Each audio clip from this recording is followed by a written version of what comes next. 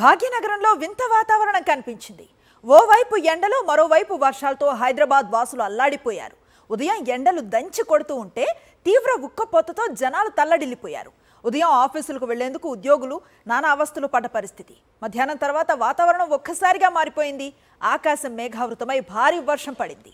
లోతట్టు ప్రాంతాలన్నీ జలమయమయ్యాయి. Traffic jam అయి వాహనదారులు ఇబ్బందులను ఎదుర్కొన్నారు. ఎండలు భారీ వర్షాలు జనాలను ఉక్కిరి బిక్కిరి చేస్తున్నాయి. ఎప్పుడు ఎండుంటుందో ఎప్పుడు వర్షం పడుతుందో అర్థం కాక అయోమయంలో పడిపోతున్నారు హైదరాబాద్ వాసులు. ఈ ఉదయం భానుడు భగ్గుమన్నాడు. మధ్యాహ్నం అయ్యేసరికి వాతావరణం మారిపోయింది. ఆకాశం మేఘావృతమై భారీ వర్షం కురిసింది. పంజాగుట్ట, అమీర్పేట్, కొండాపూర్, హైటెక్ సిటీ, జూబ్లీహిల్స్, బంజారా హిల్స్, ఖైరతాబాద్, లగ్డికపుల్, నాంపల్లి ప్రాంతాల్లో వర్షం పడింది. రోడ్లపై ఎక్కడికక్కడ నీరు నిలిచిపోయింది. జీహెచ్ఎంసీ అధికారులు అప్రమత్తమై ఎప్పటికప్పుడు పరిస్థితిని సమీక్షించారు. రోడ్లపై నీరు నిలవకుండా చర్యలు తీసుకుంటున్నారు.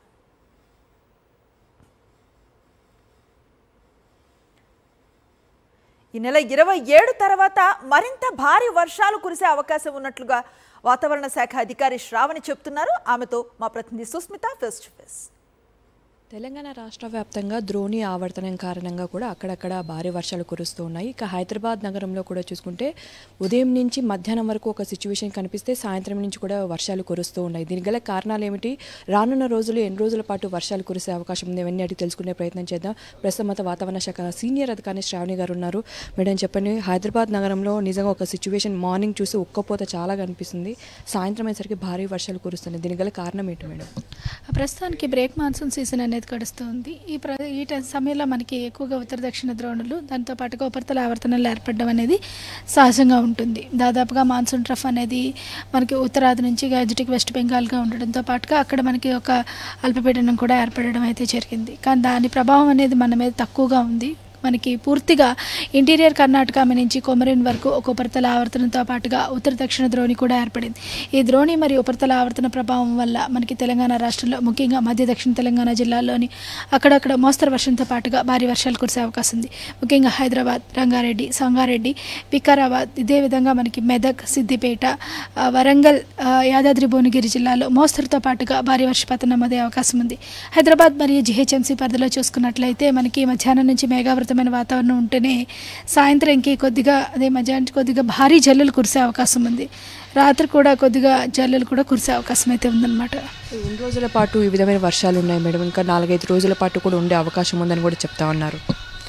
మనకి 2 రోజులు కూడా ఇదే విధంగా కొనసాగే అవకాశం ఉంది. ద్రోణి మరియు ఉత్తర ఉపరితల ఆవర్తనం ఇదే విధంగా కొనసాగే అవకాశం అయితే కనిపిస్తుంది అనమాట. దీని యొక్క ప్రభావం మరి 2 రోజులు కూడా ఉండే అవకాశం అయితే ఉందన్నమాట. ఏదైనా అలర్ట్స్ ప్రకటించారా మేడం? అంత సివియారిటీ ఉండే అవకాశం ఉందా? మన ప్రస్తుతానికి అయితే 4-5 రోజులు కూడా మనకి మోస్తరు వర్షంతో పాటుగా అక్కడక్కడ చాలా చోట్ల కురిసే అవకాశం ఉంది. దీంతో పాటుగా ఉరుములు మెరుపులతో కూడిన వర్షపాతం నమోదే అవకాశం ఉంది. ఈ రోజు మాత్రం కొద్దిగా హెవీ రెయిన్ఫాల్ ఉండే అవకాశం ఉంది. జీహెచ్ఎంసీ పరిధిలో ఇంటెన్స్ రెయిన్ఫాల్ ఉండే అవకాశం అయితే కనిపిస్తుంది. సో రానున్న రోజుల్లో ఏ డిస్ట్రిక్ట్స్లో ఎటువైపు ఎక్కువగా వర్షాలు కురిసే అవకాశం ఉంది మేడం? మనకి వచ్చే 2 రోజులు కూడా మనకి మధ్య దక్షిణ తెలంగాణ జిల్లాల్లోని ఈ ఉపరితల ద్రోణి యొక్క ప్రభావం ఉండే అవకాశం అయితే కనిపిస్తుంది అనమాట. ఈ ద్రోణి ఏర్పడింది కానీ అల్పపీడన ప్రాంతంగానే ఏర్పడే అవకాశం ఉంది మేడం? ఇది మనకి ల్యాండ్ మీద ఏర్పడింది కాబట్టి ఇంటీరియర్ కర్ణాటక అంటే దీనివల్ల మనకి ఏంటంటే అల్పపీడనం ఏర్పడే అవకాశం అయితే ఉండదు. కానీ రానున్న రోజులు అంటే నెలాఖరు చూసుకున్నట్టయితే ఉపరితల ఆవర్తనం మనకి బెంగాల్లో ఏర్పడే అవకాశం, దాని ప్రభావం ఎక్కువ వల్ల మనకి పూర్తిగా తెలంగాణ రాష్ట్రంలోని మరింతగా వర్షం కురిసే అవకాశం అయితే కనిపిస్తుంది 26-27 తారీఖు తర్వాత నుంచి. చూసినాం కదా, మొత్తంగా 26-27 తేదీల తర్వాత ఉపరితల ఆవర్తనం కారణంగా కూడా తెలంగాణ రాష్ట్రంలో ఎక్కువగా వర్షాలు కురిసే అవకాశం ఉందని చెప్తున్నారు. అయితే రానున్న రోజుల్లో 2-3 రోజుల పాటు కూడా అక్కడక్కడ భారీ వర్షాలు కురుస్తాయి. అంతేకాకుండా దక్షిణ మధ్య తెలంగాణలో భారీ వర్షాలు కురిసే అవకాశం ఉందని చెప్తున్నారు. దానికి సంకేతంగా కూడా ఎల్లో అలర్ట్ జారీ చేసినట్లు వాతావరణ శాఖ అధికారులు చెబుతున్నారు. కెమెరామెన్ చంద్రతో సుష్మిత, సాక్షి టీవీ, హైదరాబాద్.